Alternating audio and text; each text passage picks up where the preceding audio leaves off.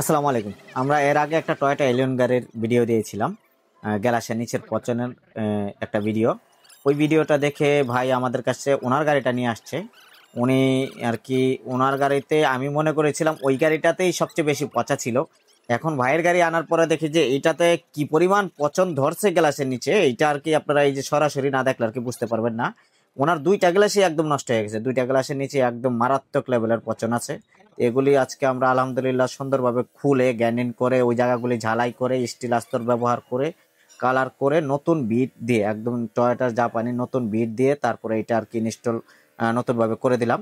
তো আপনাদের সকলের গাড়ির ক্ষেত্রে আমি আর কি বলবো এই এই জিনিসগুলি অবশ্যই খেয়াল রাখতে হবে, গ্যালাসের নিচের পচনগুলি রাখা যাবে না।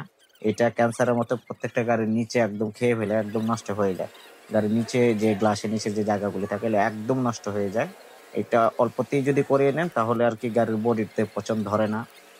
এক জায়গা থেকে আরেক জায়গায় এই পচনগুলি ছড়ায় না ক্যান্সারের মতো। তো এই জন্য আমি সবাইকে বলবো যত দ্রুত সম্ভব আপনার গাড়ির নিচে গ্লাস দিয়ে যদি পানি ঢুকে আপনি দেখেন সাথে সাথে যে কোনো নিকটস্থ ওয়ার্কশপে কিংবা ভালো কোনো সার্ভিস সেন্টারে গিয়ে এই কাজগুলো করিয়ে ফেলুন। আসসালামু আলাইকুম।